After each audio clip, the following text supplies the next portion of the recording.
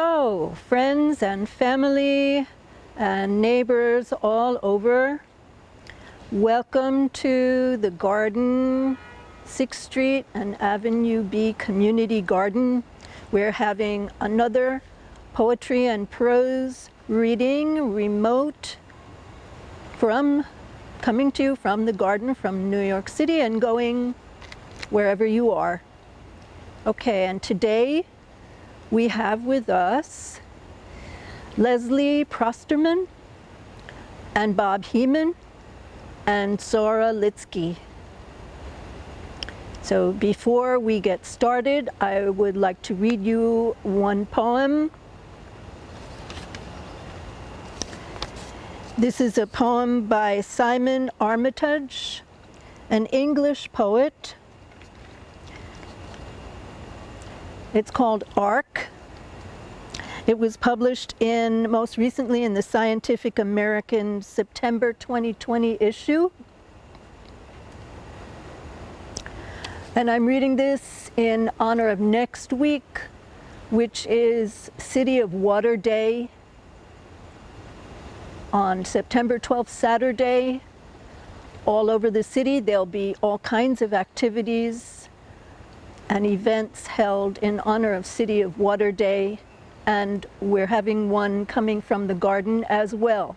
So look for us next Saturday. So this is Arc.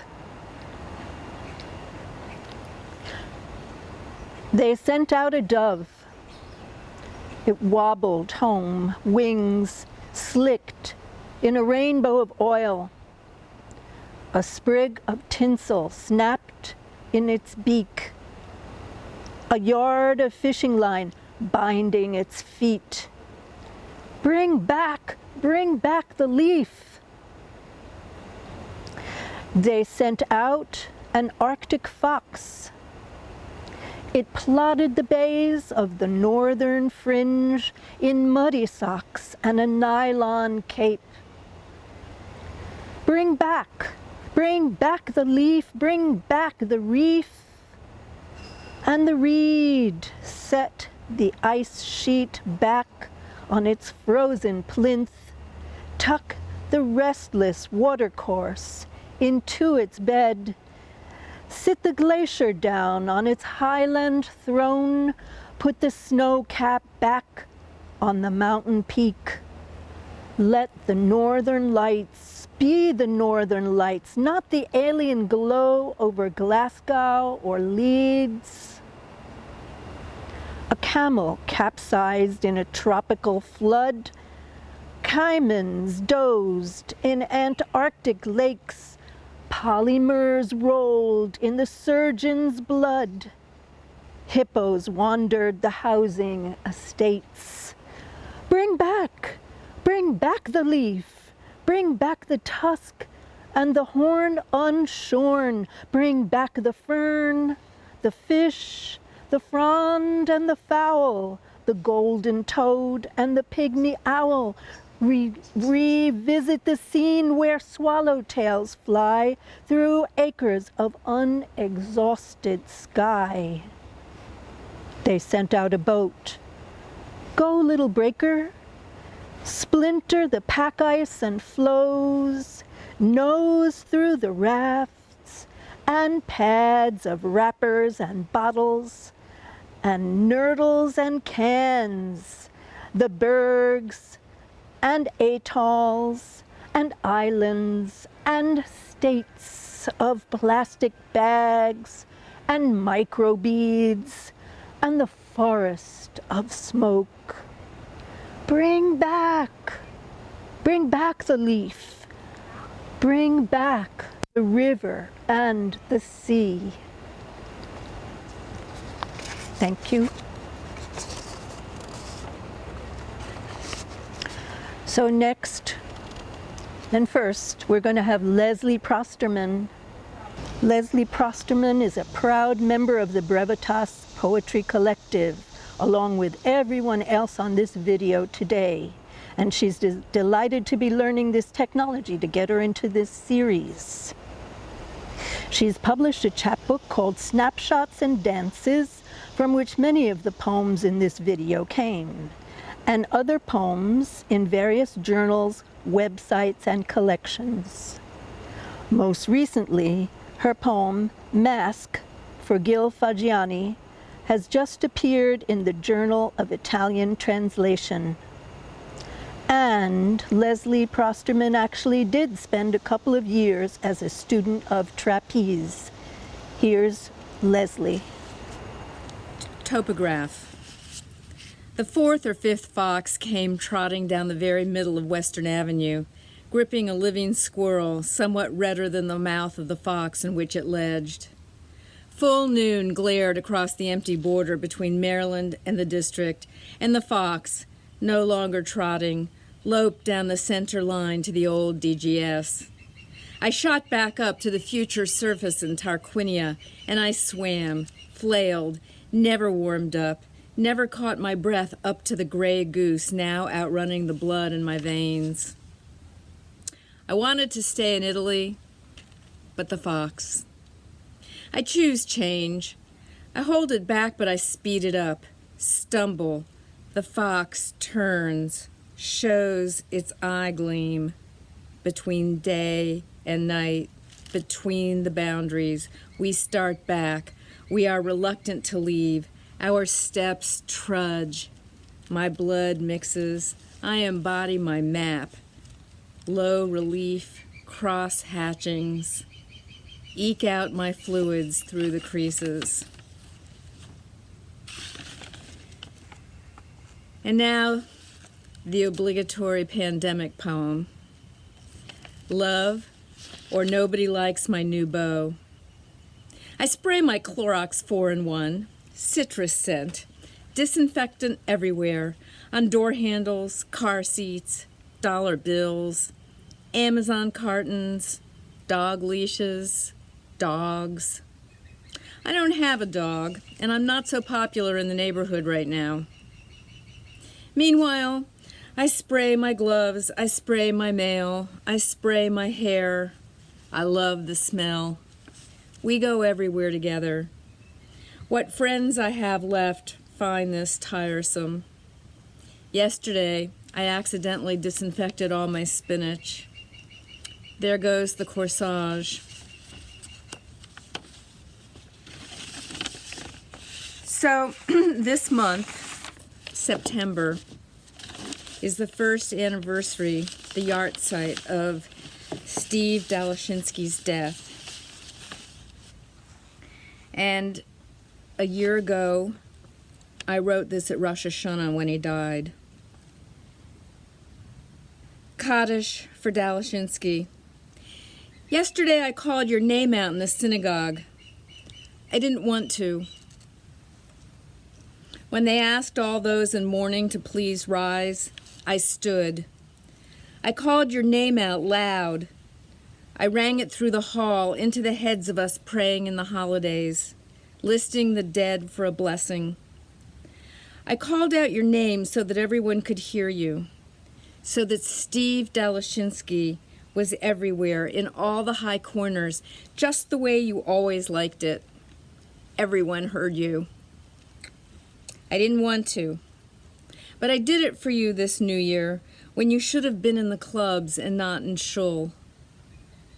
Called clear across and into the listening ears, catching your reverbs of Whitman and Alan, what's his name? You know, that other Jewish fellow who wrote that poem, Kaddish. For you, Steve, Kaddish. I didn't want to, but I called out your name. So my brother Steve died 31 years ago. Like Steve Dalashinsky, Steve Prosterman was born in 1946. So I wrote this poem for him this summer. Birthday honors, July 13th, 1946. To the extent that I explore the edges of life, it is partly because I might find my brother there. He drove a hack in New York in the 60s, tire iron under the seat. By the 80s, was often hopping over the Thai boundary into Burma. The year after he died, the year after Tiananmen Square, I trekked down the Karakoram Highway in his honor. We never made it to Kashgar. The Chinese had closed the border. But I left his blue sweater for whoever came next to the crossing.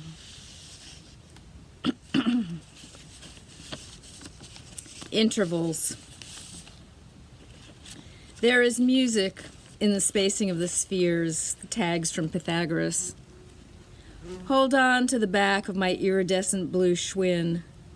Steady me. I am 6. You are 12. We banked our bikes around the same curve, over and over, following the sun in perfect silent synchrony. Records spun Belafonte indoors, and Cyril Richard reading from the new salmon pink box set, Alice in Wonderland. We paraded as we listened. Plod, sink, rise, turn. Eyes glazed, passing each other unseeing on the cushions of a small tweed sofa. I am more than 56, and for over 20 years he strides blindly among the asteroids. His corneas give sight to the eyes of someone who needed them more than he, and I pedal unsteadily, alone with him, my bike edging ahead of his black Raleigh. Now one, now the other, passing, unseeing. He humming faster and higher pitched, always a bit larger now in the farther distance. We, freewheeling, singing our own fractured harmony. Home. My brother read Marvel Comics or Dostoevsky until 3 a.m, greeted my mom on the stairs as she took his place on the couch, reading her detective stories. We all like detective stories.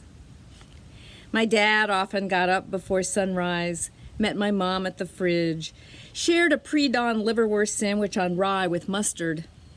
I was the youngest, a free agent. No particular time set for floating around after bedtime. Reading the Bobbsey twins here, eating leftover mashed potatoes there, chatting with whoever was around. For years I thought it was entirely normal, cozy even, to meet a member of the family wandering through the house at any shadowed hour of the night, unable to rest, unable to sleep, socializing the dark.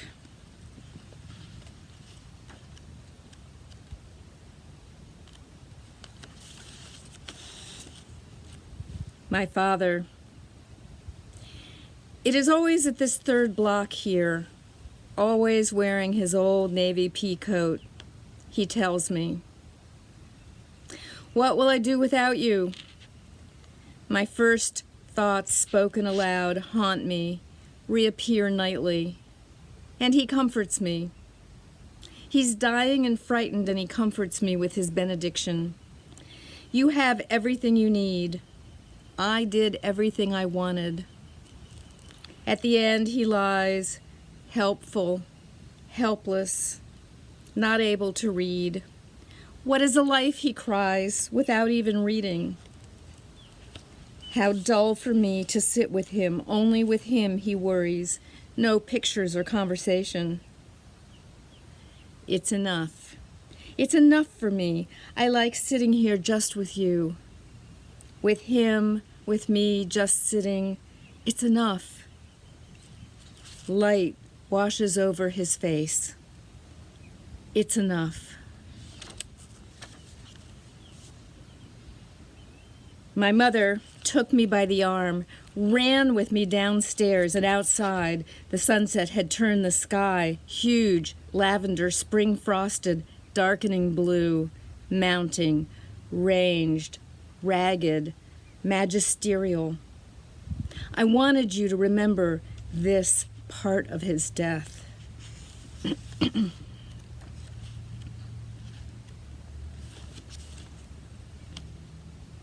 Over we cross over. After certain time, the sands overwhelm the stars of the sea. The sea washes over the sands. The times we have crossed the desert wash over. Over we cross, the sounds washed from the stars. The spume up from the desert. Time after crossing time.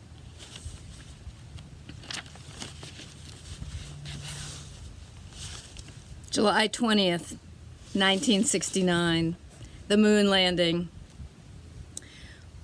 We knew just enough not to swallow the foaming water. Pollution was kind of a new concept to us. Rachel Carson had only just published Silent Spring in 1962, but we had all heard how bad the water was in Rock Creek and tried to keep our mouths out of it for a while. We were all kind of out of it.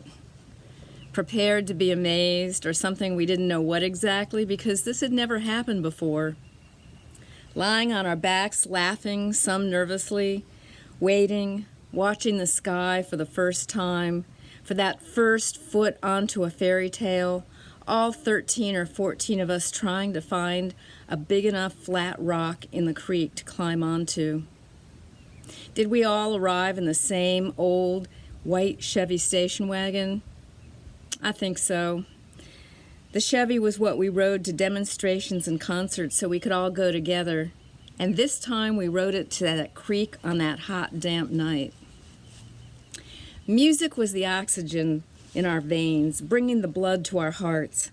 When our hearts pumped, they pumped with Grace Slick and Jim Morrison, with Diana Ross, with the Temptations, the Stones, Dylan, Aretha, and the Dead.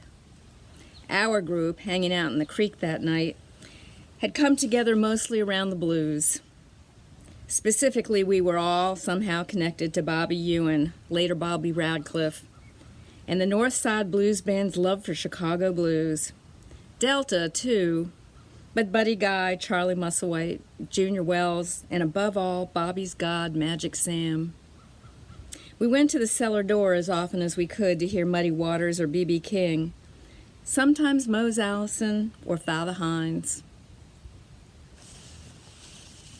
But even though we were so passionate about Chicago blues, the night of the moonshot, I was probably playing Sam Cooke in my head, as I have ever since. And maybe we were singing Let the Good Times Roll out loud. Cooke had been dead since 1964, killed in a motel in Los Angeles.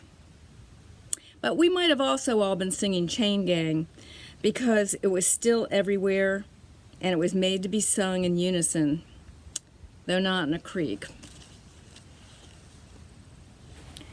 That time, Brett, when we all went to the Cactus Cantina after David Walker's funeral in the little chapel at St. Albans, and Jock Haight finally asked me out, I'd had a crush on him all during the basement years. We did go out on a date.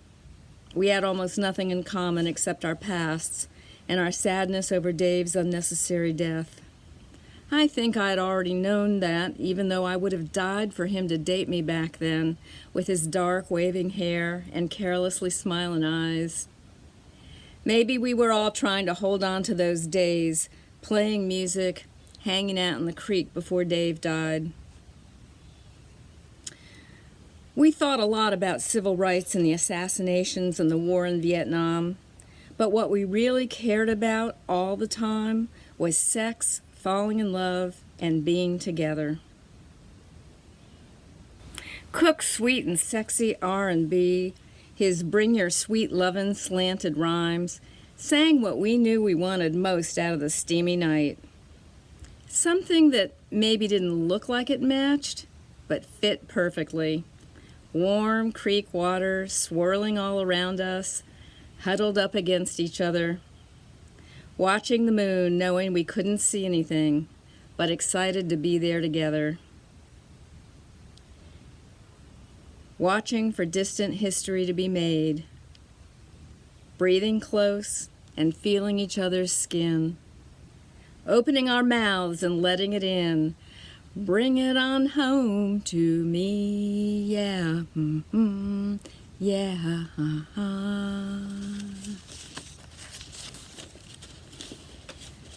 Swing out, find me, squeezing my knees on a bar.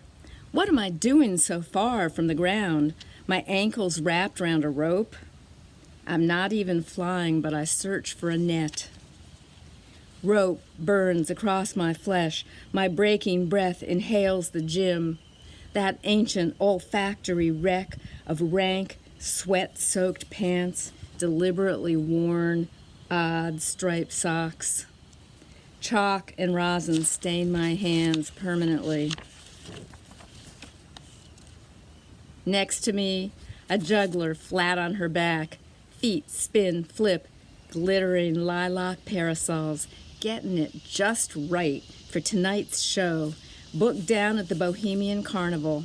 While next to her, the Chinese acrobats flare sideways from the vertical pole. I wrench myself into half an angel, and I am here, practicing in this reeking, magic 40-story cavern. Buried in Jock's basement, the high school years, wrapped in our very own White Boys Blues Band, playing the Delta to Chicago and D.C. The boys played, and the girls stood back. 35 years later, we are catching up at the Cactus Cantina, and I'm telling them all about it. The guys came to an instant point, hearing trapeze. Still silence like retrievers. Attentive, all facing in one direction. For a moment, all eyes sliding in my direction. On alert. Sequin, said one dreamily. I'm thinking Tool, murmured another, with a daughter or a sister or a secret life in his eyes. They breathed a little, in unison. Meanwhile, I grunt and haul myself back up the ropes and layers of grubby jersey and shapeless spandex. I point my foot. And next we have Bob Heman. Bob Heman's words have been anthologized recently in Escape Wheel, put out by Great Weather for Media 2020, and A Cast Iron Airplane That Can Actually Fly, commentaries from 80 contemporary American poets on their prose poetry, put out by Mad Hat Press 2019. His ebooks, How It Began, and Demographics, or The Hats They Are Allowed to Wear, can be downloaded for free at the Quale Press website, and we'll give you that information later, how to get there. I'm going to start with some older prose poems. Age. The first word squats in the jungle, watching the plants heave and sigh, and understands, or thinks it does, the reason why. The plants crawl painfully to higher ground, unaware that they are being watched, or worse, conceptualized. The word makes each of their actions different by its naming, replacing always and ever being by its name. There would be more words, each taking the magic from the trees and vines and flowers, until they themselves were no longer able to speak, but were only things, separated irretrievably from the people by the words themselves.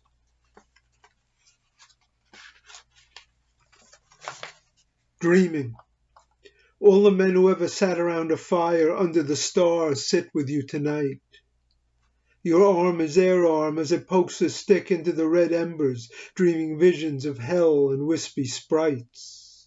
The warmth travels through you into all those others, reminding you, as so few things now do, of the part we are of the great humanists that once dreamed cities now long returned to jungle, and hunted animals that have not taken breath for tens of thousands of years.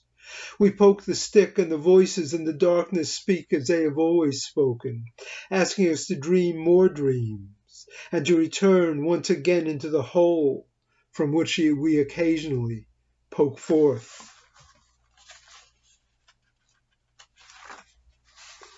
Times.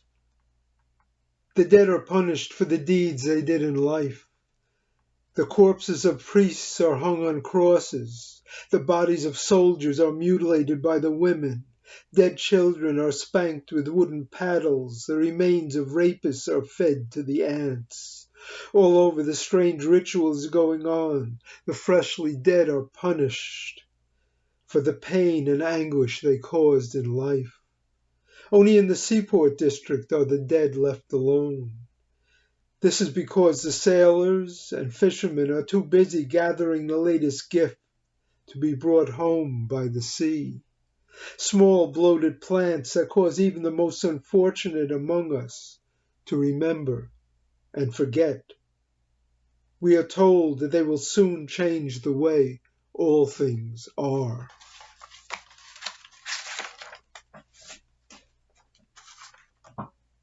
Washroom.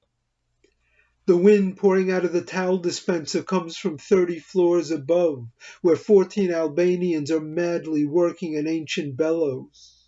Fishes have been added to the stoppered basins, and a huge water snake lies writhing on the dirty tile floor. The man who made the illusion sits behind the one-way mirrors, watching the executives comb their hair. Nothing is as it was before, nor will it ever be again. His Honor, the mayor is always running for something. He is out again today, shaking hands, smiling at the people, and eating everything his city's restaurants have to offer. He does not know it yet, but this is a day that will change his life. He keeps smiling even after the news people have packed their cameras and disappear in their vans. Once the crowd has gone, someone casually brushes his shoulder, flipping the switch that causes his functions to wind down. They will use his parts for the new governor, all except for the knee that has been malfunctioning, and the face, which will be hung in the museum, the last in the row of his predecessors. He's the one the children will always laugh at, because of his nose and his mustache. Switch. Because Marlon Brando really does look a little bit like Peter Lorre, we take the time to replace the structures and make sure that each is at its proper coordinates before we reach back and pull down the big yellow handle. The next group are recent information pieces. Information confuses the roll of paper towels with William Bendix, counts the leaves as they fall from the tree. It is safe to assume she has her own agenda, one which includes the castle that intrudes on the horizon, and the idea of the sleep that always avoids her. She is not who they think she is, but their description of her is still accurate. Information. Too many birds in the sky, the building heavy with clouds, the trees too loud, the water replacing the men who once were there. The history of those men, the history of the word fragile, of the word staircase, of the word almost, the tunnels never revealed until it is too late. Information. The poetry of small observations takes us only on small journeys. We are never allowed to look over the horizon, or to roll back the night sky, or to dig holes to places that have never existed. Instead, the word that is repeated is only a word we have always known, its shadow never hidden or unable to be measured. Information. The gods will only save those who can buy their way into heaven. The others will be given complex puzzles they are never able to solve. Information. You will be asked to enter the house of death. You will be given a name that is not your own. You will be recognized as someone who has always been expected. They will never ask you to leave. Sometimes they will cover your ears and eyes and mouth so that nothing can enter or escape your body. Information. The rope was invented because of the elephants, because of the giant stones, because of the water that grew too heavy. The men were smaller then than they later became, the animals full of words they eventually forgot.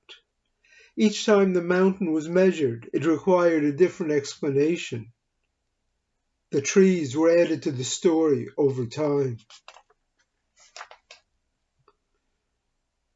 Information. Your life has been constructed to allow for commercial breaks, to allow for a loaf of bread and a mountain that cannot be seen. The captions tell you that discovery is inevitable, that the word attached to your arm is incorrect, that your hunger can never be described.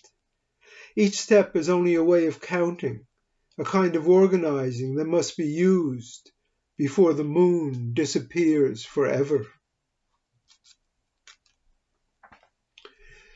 Information.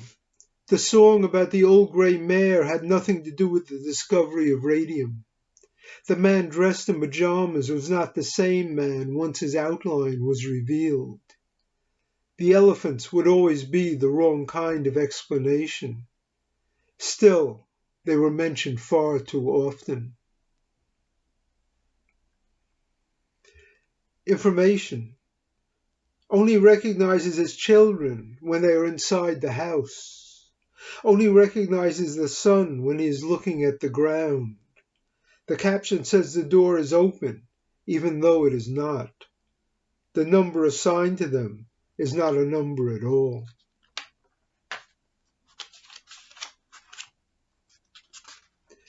Information. Confuses Adam and Eve with Dick and Jane, confuses Santa Claus with God and the tree with a loving uncle, confuses the sky with the ocean they are afraid to wade in, confuses the fingers they count on with the explanation for goulash. Information. They lived in different time zones even though they lived in the same house. The charts were never able to adequately explain this. The moon was sometimes a point of reference.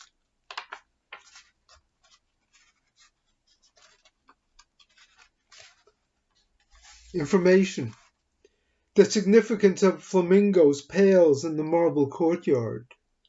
One would expect the juxtaposition to be more than an equation, but with some difficulty the wings can still be assigned to the ivory water clock. Have you heard the way the distance was assigned? It makes no difference now that the hour of midnight has passed.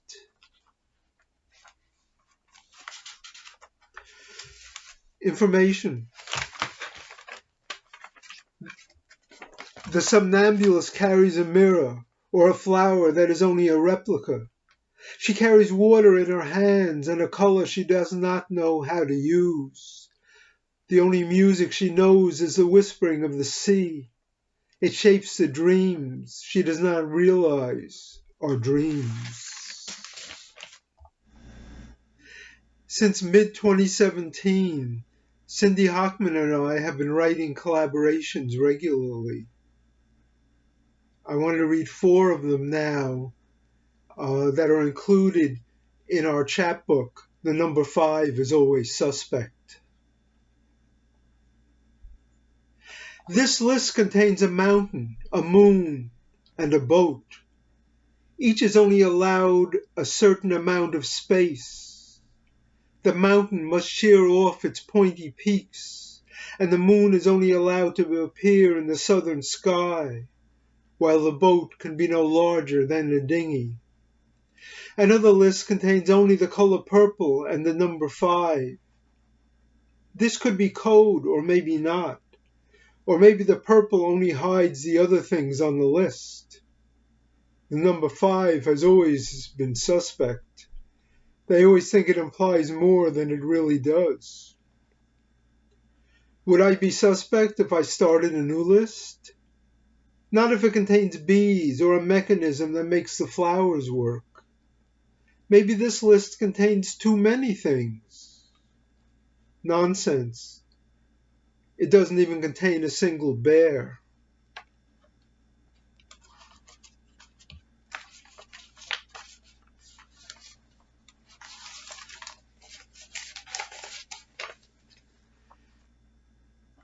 Lazarus wasn't the same when he awoke.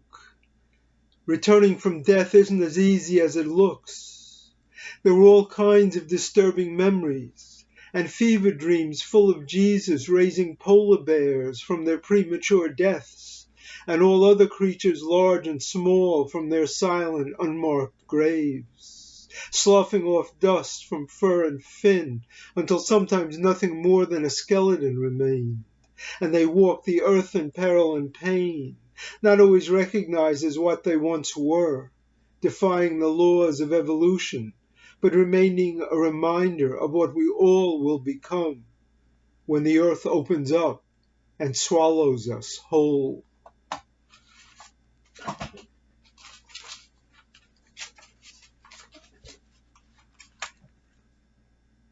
Love is not a pen, is not a cat, is not a wagon full of peaches. Love often comes with a caravan of kisses, but you have to lift the tarp carefully at first. A pen is sometimes love, and so is the cat, but the peaches are usually just peaches. Sometimes we mix apples and oranges, and once in a while confuse them with a metaphor. Then we wait for our metaphors to morph into poems, but sometimes our poems only resemble peaches. And peaches, like love, are not always sweet, and sometimes they're not even real.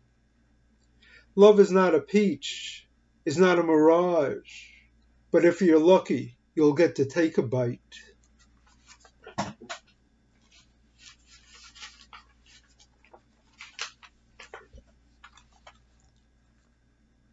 How many poems can you write in a year?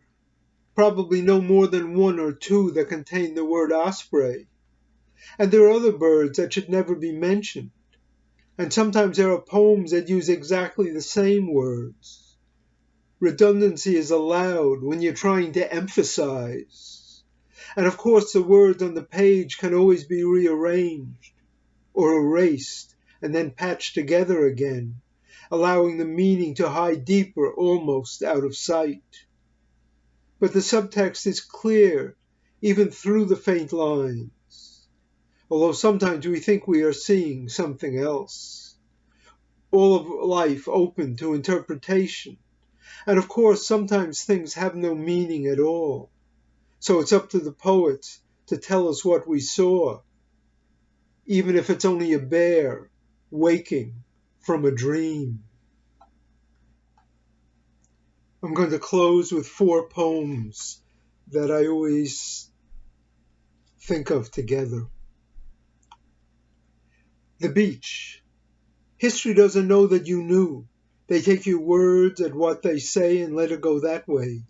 The turn of phrase, the tale that grows itself, are taken as the words of fact that only mean in the soggy way they act. Not the fiction of it all that burns through even the most mundane of walls, making the apple that is still an apple a different apple, and the night that covers that apple a different night, and every bite taken a different bite until the apple and the night have followed the wall far out of reach, and the beach remains still nowhere to be found.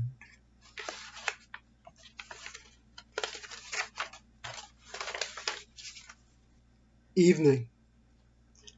And whatever name they gave to the openings of bells, and that other name they gave to that resemblance of you that fills each word with image and with thought, reflecting and recreating the tone in syllables that break apart under inspection into that image of you.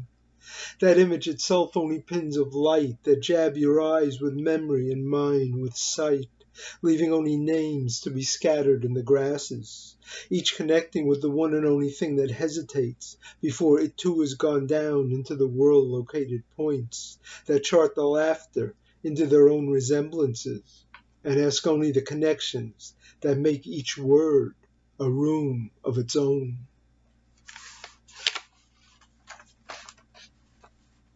Stem. At the root there is time, and in time we get to the root of it and see why through time the root draws its nourishment from the soil surrounding, letting it keep on until its time runs out and it lives on only in its seeds and in the seeds of those seeds and so on, until time itself becomes the root that draws all space into its once and incredible bloom.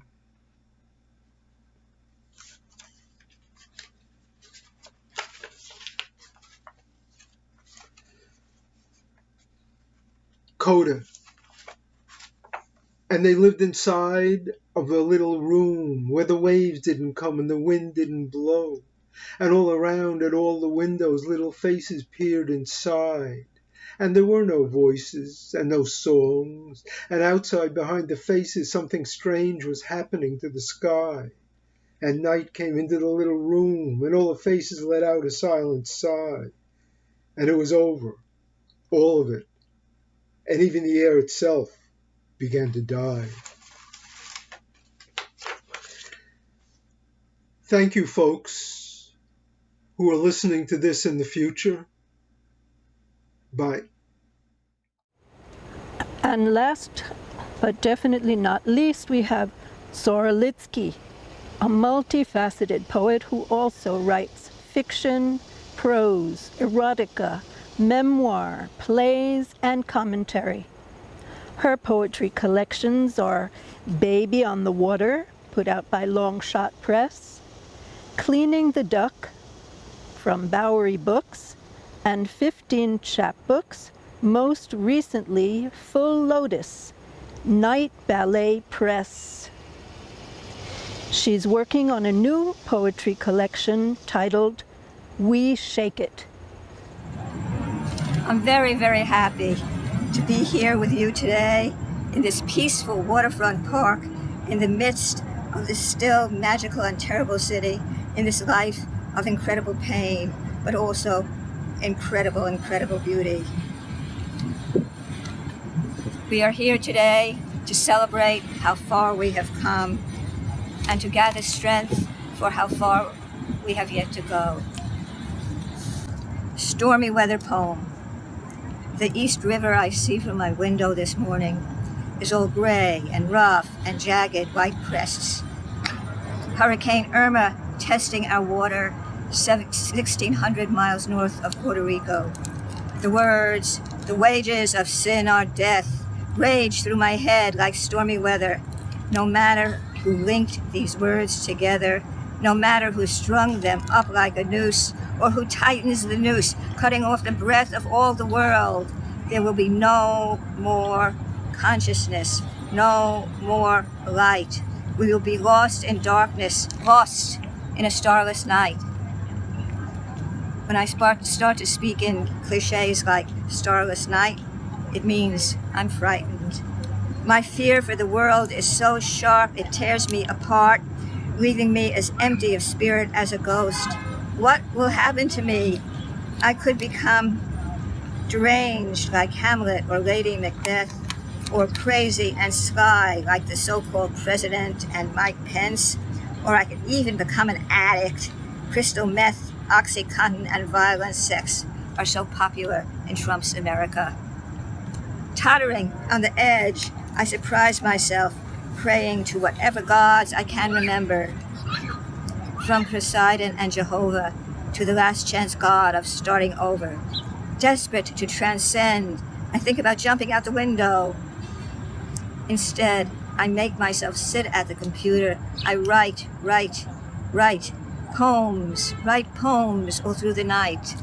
Then at dawn, I throw open the window and read them out like a prayer into the pale light. Quarantine poem. Since I have been self-quarantined for 20 days, now I see what I did not see before, how dull and dirty the gray walls are, how faded, and on the wall above the bed, faint handprints visible from when I knelt there during sex. Oh, those were the days. The linoleum is worn and dirty too. When this horrid plague is over, I promise to paint everything all white and clean with the thickest brush of hope and born-again dreams. My poetry is superficial. My poetry is superficial. My poetry is more absurd than a cow wearing a brassiere. It's worse than stingy ejaculate or a bad blind date. My poetry makes onions cry. It lacks so much class, it's like wiping your ass with the New York Post. My poetry is so futile, it runs through the sewers, searching for crocodiles. My smelly as a cabbage fart poetry comes from the heart of my loneliness, and we all know how superficial loneliness is. My poetry is too annoying to get me a reading at St. Mark's. At least, that's what they tell me. My poetry is worse than smelly feet. But my poetry is no cheat because it makes no promises. My poetry is as shocking as the ladder to God in your mama's ripped stocking. At least, I hope so, because my poetry is my posterity, my piss-poor prayer, my halo, the only truth I know. My journey, on hands and knees I go across the rope of hope, raging waters below. Now this one, the next poem, is very, very recent. The bread of last night's dreams. I wake, push the cobwebs from my eyes, go to the kitchen to make a wellness shake to juice my mojo up for the day. In the mix master, I blend organic peas, brown rice, chia seeds, and the bread of last night's dreams. Then in my head, I hear my grandma say, eat, Tsaurah, eat. Then my mother chips in, every day, take a banana to keep regular. And then my father starts to sing. Again and again and again he sings, Sverlenetzung, Sverlenetzung, Sverlenetzung, which Bob Dylan translated as, may you be forever young. If you know me at all, you know that I like to write about love, about all kinds of love, and I'm going to start writing in this performance, start my love reading in this performance with self-love, because self-love is very important. It's hard to make the others work unless you love yourself. So, self-love. I like to lie in bed when I wake up and touch myself. My skin still smooth like the skin of a girl, smooth like velvet, smooth like a treasured memory. My breasts, they're smaller now. I like to call them modest. They can each fit in a teacup. No kidding. I move my hands over my ribs, bony and thin, yet solid under my touch like piano keys. My fingers play. I move my hands, I'll repeat that. I move my hands over my ribs, bony and thin, yet solid under my touch like piano keys. My fingers play on them a song of what is yet to be.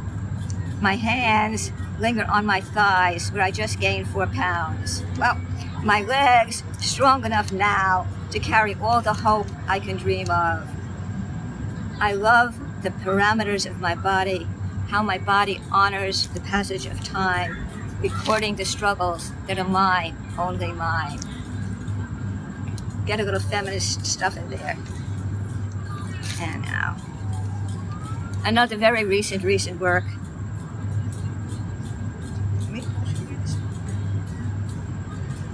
In search of romance. In the eyes of my mind, I see countries I've only read about. I see myself walking down the streets of Paris wearing magical hats, or reclining on the beaches of Sicily where the sand is volcanic black, or riding through the Congo on the backs of 4 giraffes. In the eyes of my mind, I see you and I together again in a bed of innocence, and we are so eager, or even more so than 30 years ago when our bodies were so fickle and prideful and pretty. In the eyes of my mind, I see our bodies in golden jubilee. We have learned that on this earth, good loving is as good as it gets. It's the best. And our passion for each other knows no end. Then we stay together in an old age of perfect weather.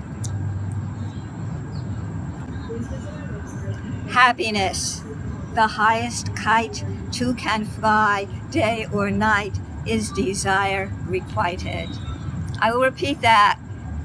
Happiness, the highest kite two can fly, day or night, is desire requited.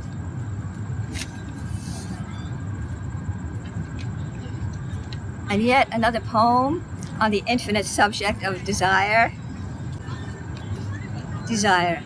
Your body unlocks a long river that moves me beyond any sense of control. Losing myself, you carry me like a weed on the water. Twisting and turning we go through swamps and deserts, cross meadows, up mountains, then down, down, down, down through sleepy villages, burning towns, whole cities alive with opals and desire. We scale Byzantine, elephantine ravines, anthem tides pull us beyond fear, beyond time. We join, the clouds chime, celestial music, tambourines everywhere. Okay, this poem, although it's actually about a time a little bit more than a year ago, seems like it's in another world. This is a poem about the fireworks of July 4th, 2019. This year, the super let us up on the roof. His family, sisters, and children here, the Afghanis visiting from Germany, little kids running all around. Ali, an angel at 3 months in his mother's arms.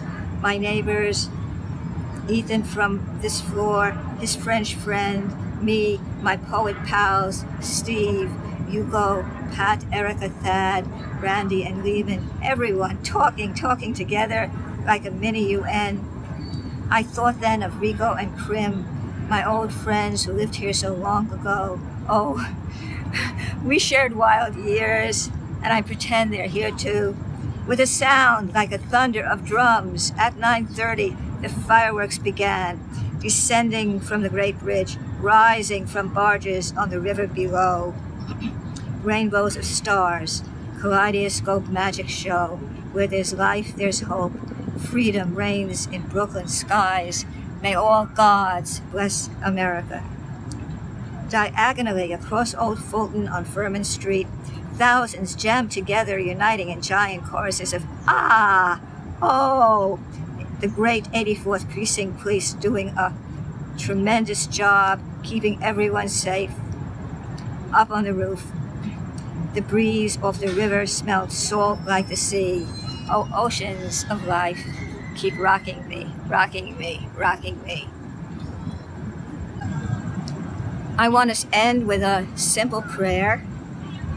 That's because with complex prayers, so many people get bored, and I do too. So this is the simple prayer. Let there be a return of the repressed. Let the deaf hear, the blind see, and the night wind carry me to visit my dead. Let the pockets of the hungry fill daily with good fresh bread, while the tyrants get all tangled up in their webs. Let us all find our long lost friends. I'm going to repeat that one.